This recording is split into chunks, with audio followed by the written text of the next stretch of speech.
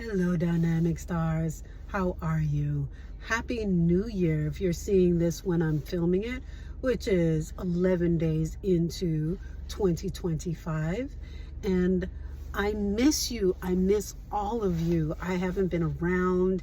It's been a lot going on for me, but it's all done. I finished all of the things that I was doing, and I'll talk about some of that later on in other videos. But I wanted to say I wish you all an amazing, fabulous 2025, one that is filled with breadcrumbs, stepping you along your path to get to the highest version of yourself. That is my wish for you for this beautiful new year. So I'm in transit, I am in the world, and I wanted to stop and make sure I do this video because, you know me, I have this left brain perfectionist. I got to do it this and this and this, and it's got to look. I refuse to do that. I said, I am going to speak to you and let you know what is going on with me and Hekate and I. Not sure what the right phrasing of that should be, but this is about knowing and understanding a little bit more about the relationship with Hekate, however you pronounce it, and how it might look in your life, and how you can kind of develop the relationship more. To start off, I would love, of course, I forgot. I am Azurite 22, coming to you as always to bring your intuition to the fore, to bring you more. It's been a while. So I wanted to read a prayer.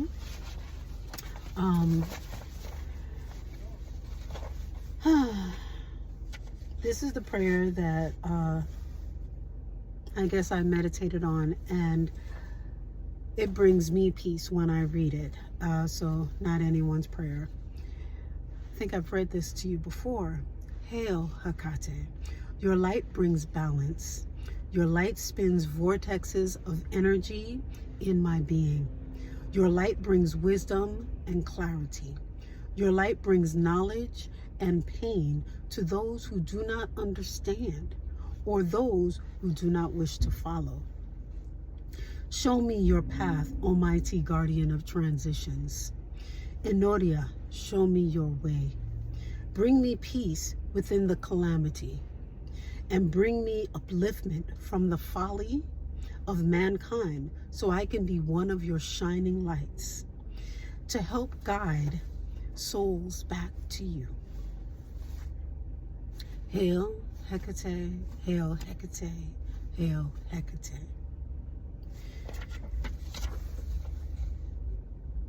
So the relationship between Hekate and I would say it is nuanced, it is complicated, because, you know, over the years since she called me, which I have written down the exact specific date, can you believe this? She called me, let me turn to that page, October 3rd, 2019. It's been a minute. I've been reading a lot of things, watching a lot of other videos, and the theme seems to be Hecate is a very jealous goddess. She wants you to focus on her and only her, and you have to, you know, give her offerings specific to her. You cannot, you know, join in that feast with her. Her thing has to be complete for her. Got it. Understood. Totally hear that part. I came into working with Hekate from a different perspective. I had already, as many of you know, been a part of a spiritual tradition, a very spiritual area where I work with Egun and ancestors, as well as a traditional African religion. So I already had a bunch of things going on. So I was wondering how that could apply to someone like me, because she called me. I heard her clearly. I heard her name over and over and over in my dream. And I'm going, I don't know this name. What is that? And I went hunting to figure out what this was. And it wouldn't stop until I woke up, wrote it down, and researched. So it's not like I made it up. Why would she call me? I don't have the ideal dynamic that I understand from others in the world that she prefers. Why? And I've been really like asking her, kind of reflecting and meditating on that for a while. And it seems, for me, at least in my situation, that there are, I guess, different forms of different energies in the world. As we know, different cultures called different beings, different energies by different names. Of course, it's their culture. They're going to see it and feel it a certain way.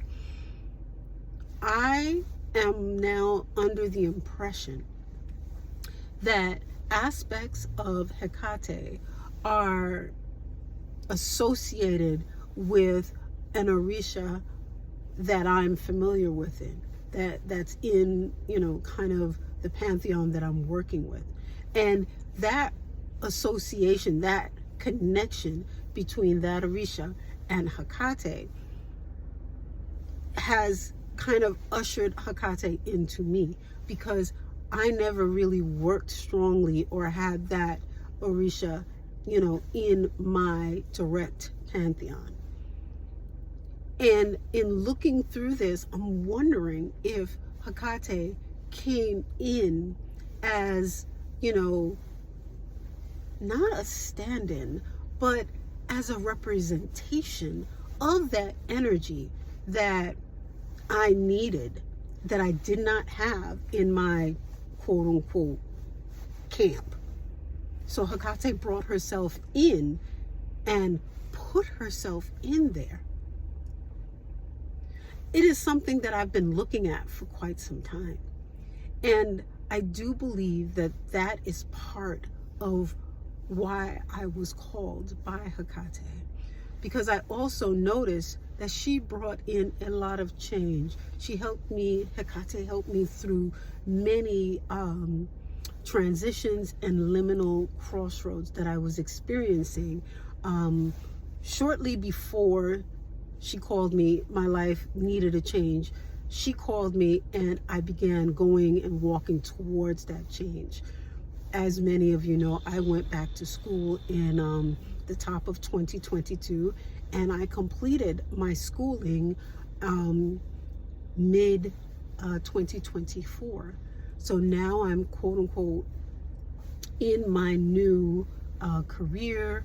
I fully made that transition from where I was to where I am now. I am fully, working in that new field. So I made the transition with Hecate holding me and walking me through step by step.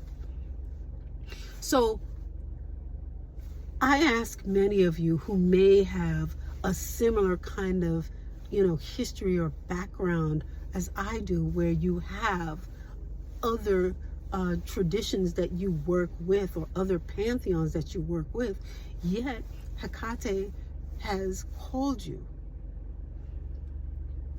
Maybe it's because she is being associated, or she is associated with another energy that you may not have realized is needed for you at this time. Because remember, Hecate has so many epithets. I'll read some of them. I know I've done this before, but in this context, it makes sense. Do you need the Hecate who is the nourisher of your life, Zootrophus? Do you need the divine aspect of Hecate, Zathios?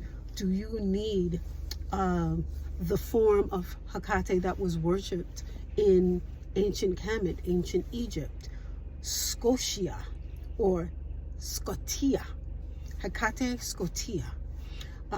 She was worshipped what was she associated at? She was associated with Aphrodite. And it was William Arthur Heidel in 1929 who did talk about that in The Day of Yahweh. And I thought that was very interesting because I have also a strong connection to the Kemetic pantheon. So all of these things I thought about and I wanted to share with you. Let me know your thoughts for those who are in the same kind of situation that I am in or that I have found myself in with Hekate and other traditions. Let me know if you, looking at your situation, do you find that Hekate has come in to assist you with an area that may have been blank or needed filling? Did she fill that void to help you through some upcoming transition or liminal threshold? All right. So that is today's little chat, little question. I want to dialogue with you guys about this because we don't hear much about Hekate and working with others very well.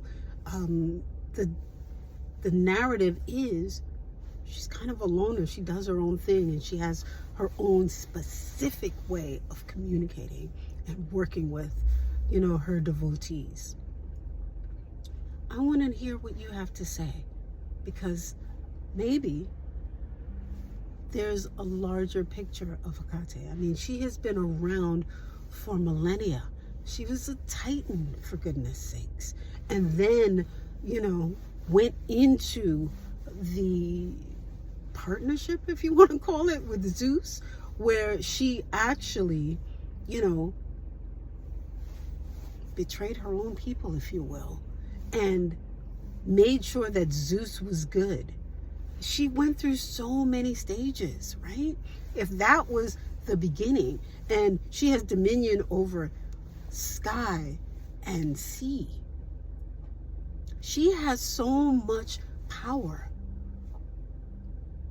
Do we think that she can be pigeonholed in any one thing? Or does she fit in and assist because she's also can be the world's soul? At one point, she was looked upon as that. So let's talk about it. Let me hear your thoughts. I am so excited for this discussion. So again, Happy New Year, many, many blessings. And just another thought, if you're watching this video when it is filmed, the full moon is coming up in 2 days on the 13th of January 2025. It is the first full moon of this year, this brand new year.